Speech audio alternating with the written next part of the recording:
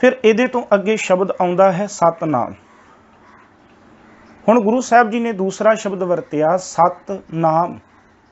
ਨਾਮ ਕਹਿੰਦੇ ਨੇ ਹੋਂਦ ਨੂੰ, ਸਤ ਕਹਿੰਦੇ ਨੇ ਸਦੀਵੀ, ਕਾਇਮ, ਸੱਚ। ਸਾਹਿਬ ਕਹਿੰਦੇ ਉਹ ਪਰਮਾਤਮਾ ਜਿਹਦੀ ਹੋਂਦ ਸੱਚ ਹੈ।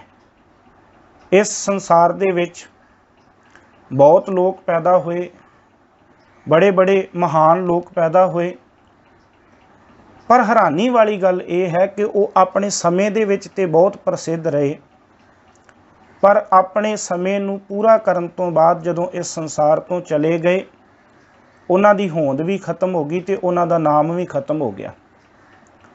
मैं कई बार ये उदाहरण संगत दे विच सांझी करदा हाँ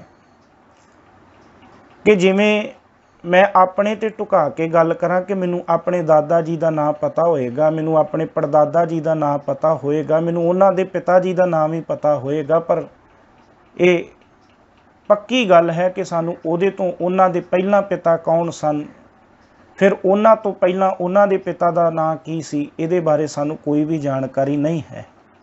क्यों? क्योंकि ना तो उन्हां दी होंद सच सी ते ना ही उन्हां दा नाम सच सी।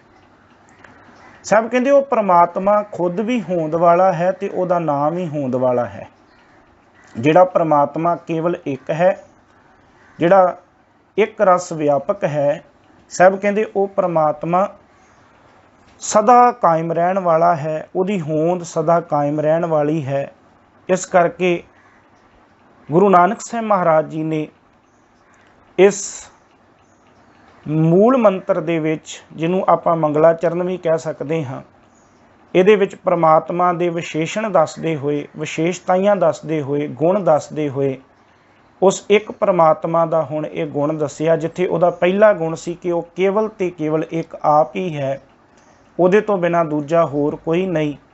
इत्थे गुरु साहब ने गल कीती कि वह परमात्मा ही केवल सच है, वह परमात्मा ही होंद वाला है, उहदे तो बिना सब कुछ इस सृष्टि दे विच नाश है। तां ही गुरु की बाणी ने शब्द कहे ने, जो उपजियो सो बिनस है परो आज कै काल। जो उस परमात्मा ने इस सृष्टि दे विच पैदा किया है वो अपने समय दे नाल नाश हो जाता है, नाश हो रहा है, पर वो परमात्मा कल भी सच सी, अज भी सच है, अगे भी सच रहेगा। अगे शब्द है करता पुरख। दो विशेषणा तो यह शब्द बनया है करता पुरख। करता दा मतलब है बनाउण वाला। वो परमात्मा सारी सृष्टि नूं बनाउण वाला है। उस परमात्मा ने सारी सृष्टि नूं बनाया, तैयार किया। पर कमाल दी गल यह है, तैयार ते कीता, पर उहदा सब तो वड्डा गुण की सी कि जो कुछ उन्हें तैयार किया उहदे विच वो व्यापक हो गया। पुरख कहंदे ने व्यापक नूं, पुरख कहंदे ने समाए होए नूं। कहंदे वो परमात्मा ने सारी सृष्टि की रचना की, सारी सृष्टि नूं तैयार किया, ते उहदे तो बाद वो परमात्मा उस सृष्टि दे विच आप व्यापक हो गया। जिहड़ा परमात्मा है, उस परमात्मा ने इस सृष्टि नूं तैयार करन लगियां भी गुरु नानक साहब जी ने अगे जाके बचन करना।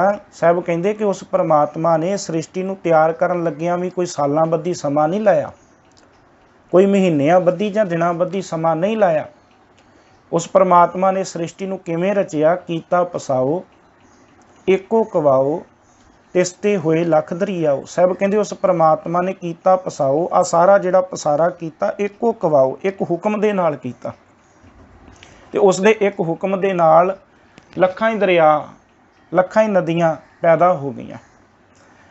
वो परमात्मा जिहड़ा केवल एक है, जिहड़ा एक रस व्यापक है, जिहड़ा जिसदा नाम होंद वाला है, सदीवी रहन वाला है, वो परमात्मा ने ही सारी सृष्टि नूं तैयार किया, सारी सृष्टि का घड़नहार है, ते उहदे विच ही समाया होया है। आपां कहांगे कि फिर किन्ना क वड्डा काम। इस संसार दे विच ते बहुत घड़न वाले ने, बहुत करते ने। किसी ने किसी बल्ब नूं घड़िया, किसी ने टीवी नूं घड़िया, तैयार किया, बनाया, किसी ने मोबाइल नूं बनाया, इस संसार दे विच ते बहुत ने बनाउण वाले। किसी ने घर नूं बनाया, बनाउण वाले बहुत मिल जाणगे, पर ऐसा कोई नहीं मिलेगा जिहड़ा बनाउण तों बाद हमेशा उहदे नाल मिलिया रहे, उहदे विच व्यापक रहे। वो केवल ते केवल परमात्मा है, जिसने जो कुछ भी बनाया, जिहड़ा जीव भी बनाया, उहदे विच एक रस व्यापक है। इसे करके बाबा जी कहंदे घट घट मैं हर जू बसै, संतन कहियो पुकार। सब गोबिंद है, सब गोबिंद है, गोबिंद बिन नहीं कोए। क्यों? क्योंकि वो परमात्मा करता तो है, पर नाल दी नाल वो पुरख भी है, सारियां दे विच व्यापक भी है। फिर अगे सतगुरु कहंदे निरभाऊ। निर कहंदे ने बिना, निर कहंदे ने रहत, भाऊ कहंदे ने डर नूं। कहंदे वो परमात्मा नूं किसी प्रकार दा डर नहीं। हुण असीं भी कई चीज़ां तो नहीं डरते, असीं भी कई गल्लां तो नहीं डरते, पर इसका मतलब ये तो नहीं कि परमात्मा नूं भी साडे वांग किसी गल तो डर नहीं जां किसी तो डर नहीं। नहीं, इत्थे निरभौ दा अर्थ इवें लैना पएगा कि उहदे विच जिहड़ा डर है वो है ही नहीं, वो डर तो मुक्त है। उहदे विच डर नां दा कोई अंश है ही नहीं। इस करके निरभौ, वो किसी तो डरदा नहीं, वो किसी भी शै तो डरन वाला नहीं। फिर सतगुरु कहंदे निरवैर। जे वो डरदा नहीं तो ये नहीं कि वो डराउंदा है किसी नूं। जिहड़ा बंदा किसी नूं डराउंदा है, उहदे अंदर वैर भावना है। सतगुरु कहंदे जिथे उहदा गुण निरभौ दा है, उत्थे निरवैर दा भी गुण है। वो सानू भी निरवैर कर दिंदा है। उहदे विच इह गुण है कि वो किसी नाल वैर भावना नहीं रखदा। जदों आपां सवैये पढ़दे हां ते सवैयां दे विच बचन आउंदा है, दीनन की प्रतिपाल करै नित, संत उबार गनी मन गारै। पश पशु नग नाग नराधिप, सर्व समय सबको प्रतिपारै। पोखत है जल में थल में पल में, कल के नहीं कर्म विचारै। दीन दयाल दया निध, दोखन देखत है पर देत न हारै। वो दोषां नूं वेख रिहा पर देण लग्गियां वो फर्क नहीं करता। इसदा मतलब वो निरवैर भावना है, वो किसी नाल वैर नहीं करता। ये परमात्मा का बहुत वड्डा गुण है कि वो निरभौ तो है ही है, पर वो नाल दी नाल निरवैर भी है। फिर अगे शब्द है अकाल मूरत। काल कहंदे ने समय नूं, काल कहंदे ने मौत नूं, पर इत्थे ऐड़ा अगेतर लगा है। इत्थे अर्थ आउणगे परमात्मा दे उत्ते समय दा प्रभाव नहीं। मूरत कहंदे ने होंद, हस्ती। परमात्मा दी जिहड़ी हस्ती है, उहदे उत्ते समय दा कोई भी असर नहीं, उहदे उत्ते समय दा कोई प्रभाव नहीं। फिर मैं बेनती करा, मूरत जिहड़ा शब्द है, मूरत, इत्थे सिहारी आई है, अर्थ ने मूर्ति।